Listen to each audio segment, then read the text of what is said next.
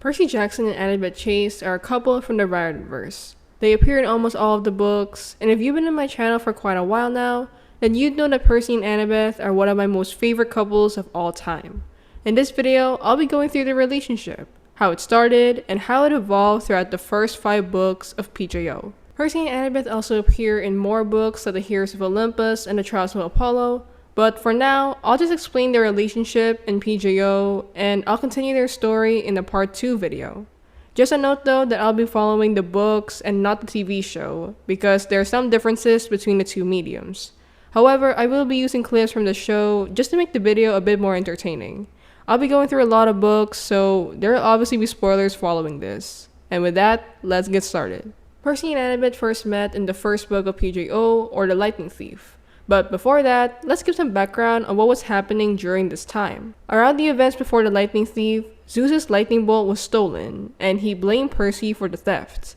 This because Percy lived in New York where the theft happened, and because Percy was the son of Zeus's constant enemy Poseidon. During the same time, Hades' Helm of Darkness was stolen too, and seeing that the theft of the lightning bolt and the Helm of Darkness could be from the same thief, Hades blamed Percy for that too.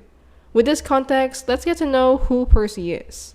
Percy Jackson was born to the god of the seas Poseidon and the mortal woman Sally Jackson. As a demigod, Percy naturally has ADHD and dyslexia, which made him not do so well in school, and added to some supernatural events, these led him to getting kicked out multiple times. We meet Percy and the Lightning Thief in the famous field trip scene, and as seen in the TV show and the book, Percy gets attacked by his teacher, Mrs. Dodds.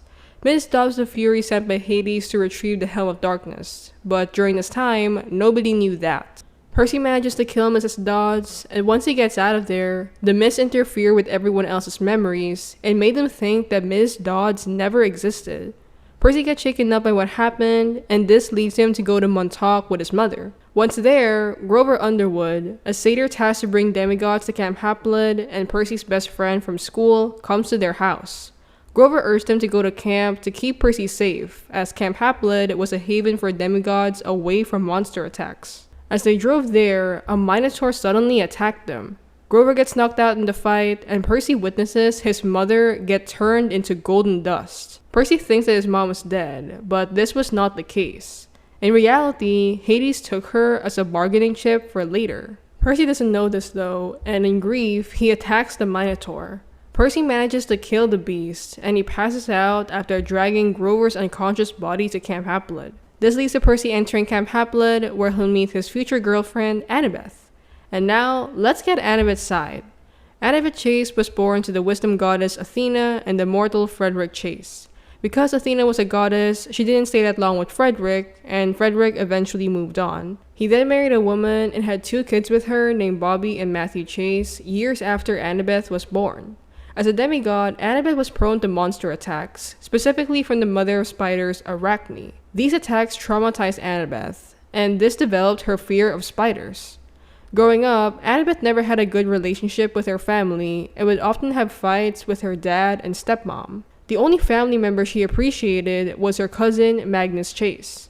One night, the Chase family got together and they had a huge argument that led to the family breaking apart.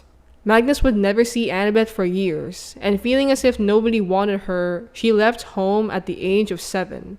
Annabeth would be on the run from monsters until she came across 2 demigods who also ran away from home. One of them was a demigod daughter of Zeus named Thalia Grace, and with her was the demigod son of Hermes named Luke Castellan. Annabeth would develop a crush on Luke, and the 3 of them fought monsters together.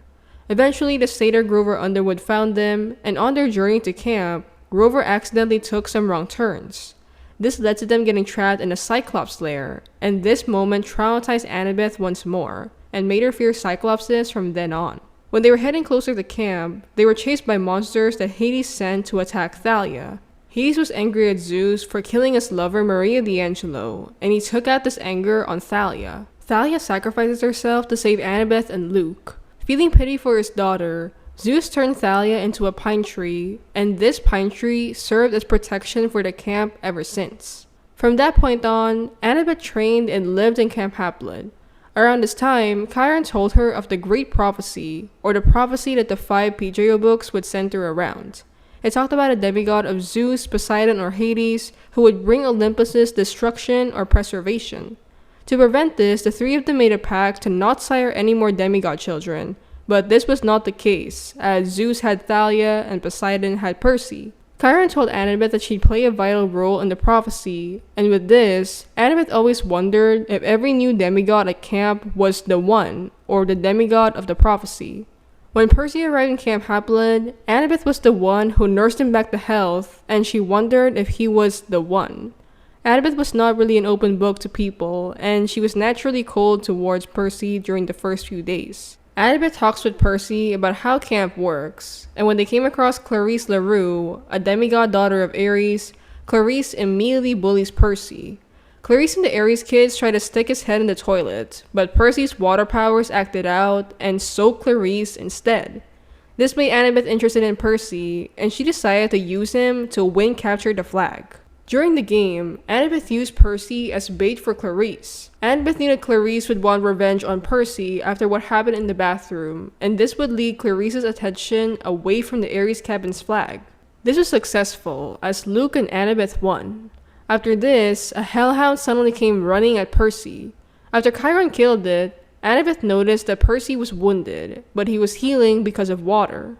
Just then, the symbol of Poseidon was floating over Percy's head, and that meant that Percy was claimed.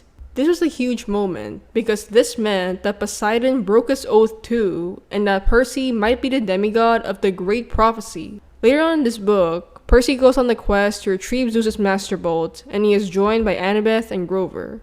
Chiron tells them to go to the underworld to confront Hades, as Chiron had a hunch that Hades stole the Master Bolt. Annabeth starts to act a bit colder towards Percy, and this is because Athena, her mother, and Poseidon, Percy's dad, were enemies, and Annabeth thought that they would have the same story. The trio then start their quest. Fast forward a couple of moments, we get an interesting scene of Percy and Annabeth opening up.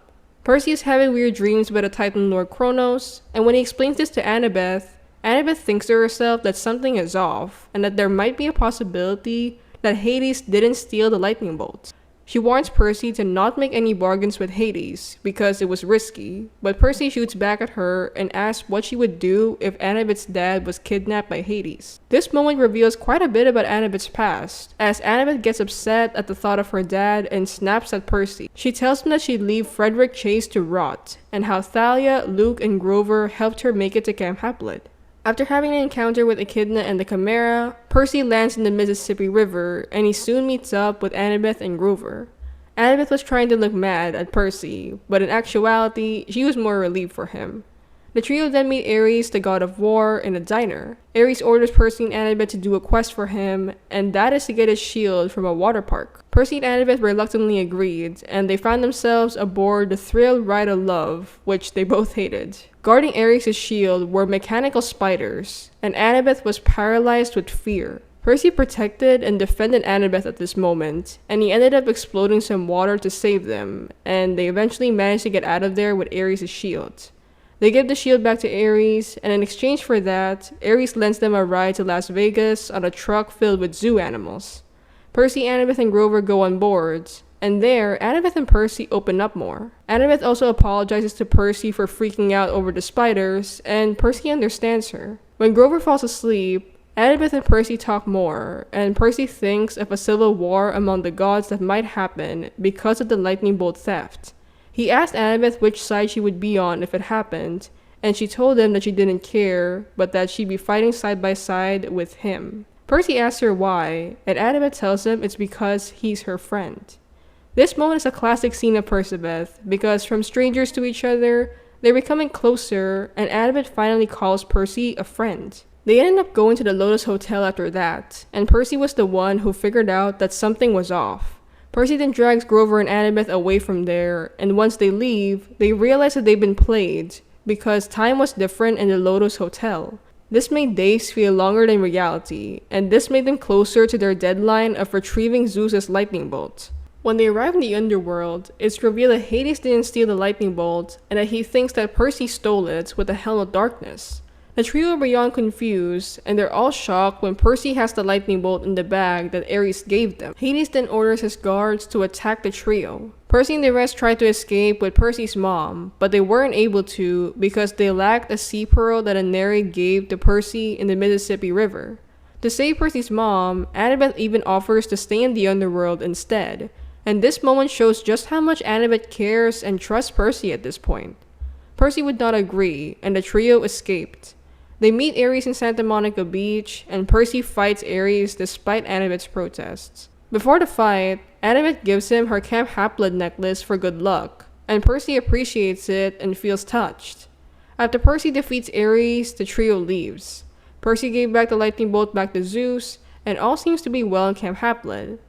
After a few days, Percy and Luke met up in the woods of camp.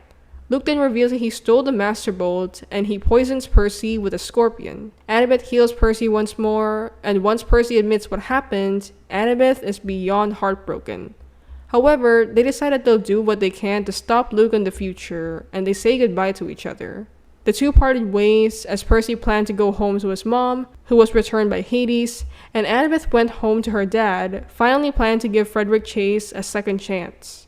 And now, let's go to the Sea of Monsters. During this time, Annabeth and Percy's feelings for each other were slowly developing.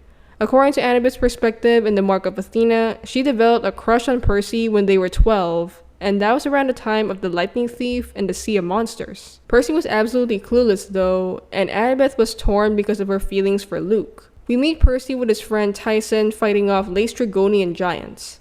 Annabeth helps them defeat the monsters, and they go out of there. Annabeth immediately acts cold and rude towards Tyson, because it turns out that Tyson is a Cyclops, but not many people could see it because of the mist that even Percy didn't notice it. Annabeth was horrible to Tyson because of her past trauma with Cyclopses, but Percy did not know this. This prompts arguments between the two of them in this book, to the point that they have a huge fight that leads them to stop working with each other for the next chariot race. However, after an attack with Stymphalian birds, Annabeth and Percy make up and realize the more pressing issue of Thalia's tree.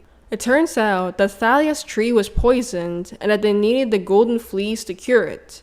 This leads to a quest that Annabeth, Percy, and Tyson do, and when they start their journey, they take a ride on the Princess Andromeda. This was a ship filled with monsters from Kronos and Luke, and the trio soon escaped. They soon met Clarisse along the way. When Clarisse's ship explodes because of an attack, Percy and Annabeth are separated, and they land on Circe's island. Annabeth gets a huge makeover courtesy of Reyna Ramirez-Arellano, and Circe, a powerful sorceress, turns Percy into a guinea pig. Annabeth soon deduced what was happening, and she tried to save Percy as she threatened Circe. This works, and Annabeth and Percy escape. Once they get out of there, Annabeth gave Percy a hug and told him she was glad he was not a guinea pig. I want to highlight this moment because it's another classic Percabeth moment in the beginnings of their relationship. Once they managed to go out of there, Percy and Annabeth came across the Sirens. Sirens were creatures that could lure you to your death by showing your deepest desire, and Annabeth wanted to check it out. Percy then saw Annabeth's dream of a perfect family, with her mother Athena, her father Frederick, and a Luke who didn't turn evil. They would all be living in a city that Annabeth designed, and it revealed her fatal flaw of hubris, or deadly pride. Percy had to drag Annabeth out of there, and she cried to him as she explained what he saw. They eventually made the Polyphemus' lair, where Grover and Clarisse were trapped. Percy and Annabeth saved them, and they got the fleece. Percy ends up giving the fleece to Clarisse to bring back to Camp Half-Blood, and once Clarisse leaves, they are attacked by Luke. After a fight that ended with Chiron and the party ponies coming to the rescue, they arrive back at Camp Half-Blood. Annabeth and Percy managed to win the chariot race together, and she kissed Percy on the cheek in triumph. And now, let's go to the Titan's Curse. Here, Percy and Annabeth become closer, and there are slight hints of their romance, but it was always squashed down because of them not admitting it and Luke's presence. Here, Percy, Annabeth, Thalia, and Grover go to a school to pick up Nico and Bianca D'Angelo, demigods who needed to be recruited to Camp Half-Blood. While they were doing this, a manticore suddenly attacked them. In the fight, Annabeth is kidnapped, and this leads to Percy feeling absolutely worried about her. Because of this, there weren't that many Percabeth moments here, but there were a few good ones. Percy joins a quest with the hunters to save Annabeth and the goddess of the hunt, Artemis, throughout the book. They encountered many obstacles in their journey, and at one point, we get some more information about Annabeth. Apparently, Annabeth had considered joining the Hunters of Artemis, and if she did, that would mean that she would swear off men forever and live immortally. The thought of Annabeth joining the Hunters actually scared Percy, and this hints at his feelings for her because he obviously doesn't want Annabeth to leave him. Another highlight of this book was Percy meeting the goddess of love, Aphrodite. And one thing to note about Aphrodite is that she morphs into the person you find the most attractive. Percy even admits in this book that Aphrodite kept shifting into girls who he had a crush on in the past.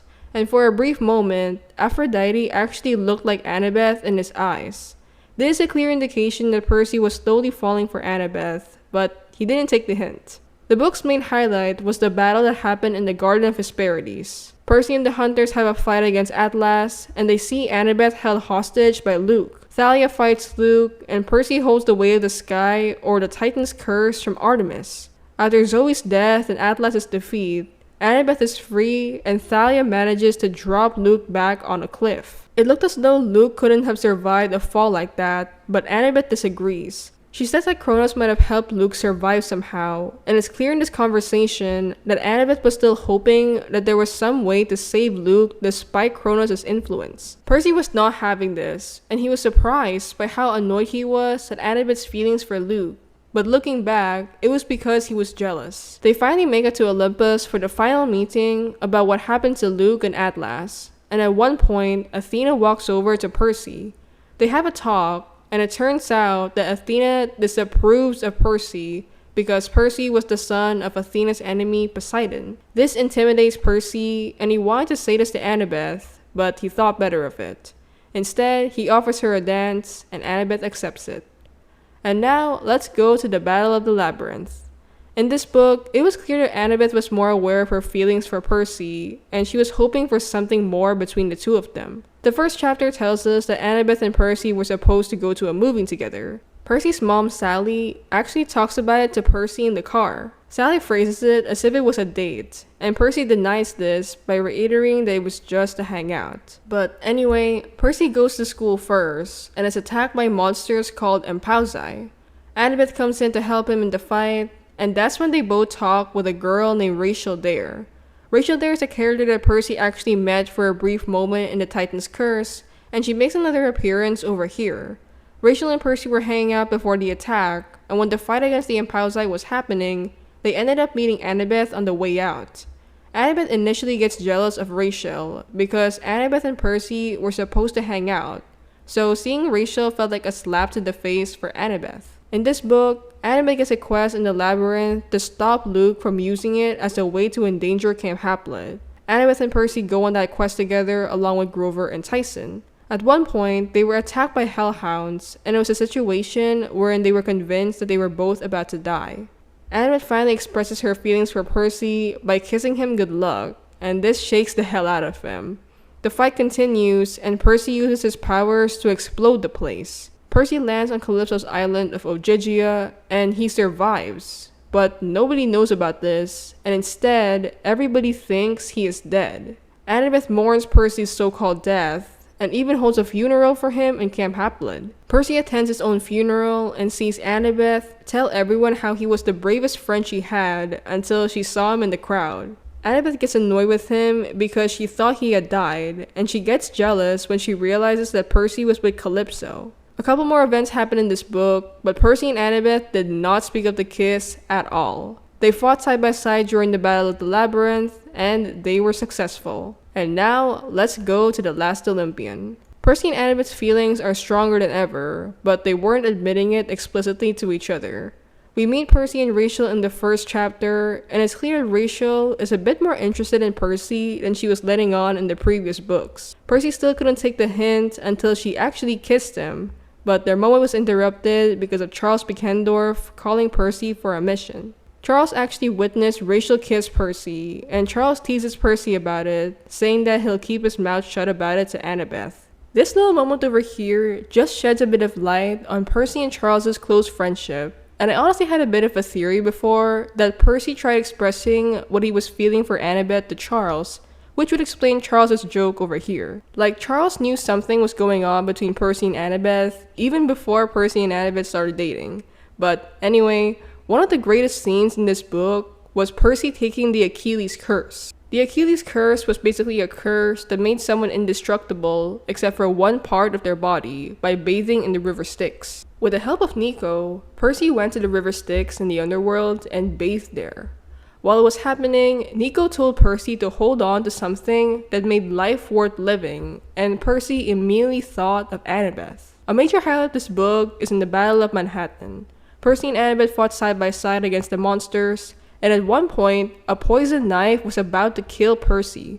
Seeing this, Annabeth jumped in front of Percy and took the stab instead.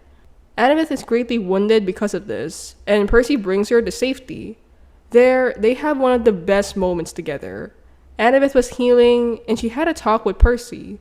She tells him that he looks cute when he was worried, and Percy shows her his Achilles spot. This moment shows just how much Percy trusted and cared for Annabeth, because he literally showed his weakness to her. He thanks her for saving him, and Annabeth tells him she did it because she knew that he'd do the same. A big moment of this book is the confrontation of Luke and Kronos, and it ended with Luke sacrificing himself to kill Kronos after Percy and Annabeth's interference. Percy and Annabeth meet with the gods, and in thanks for saving the world, Zeus offers Percy immortality. Percy is shocked at this, but he refuses the offer because he saw the look on Annabeth's face.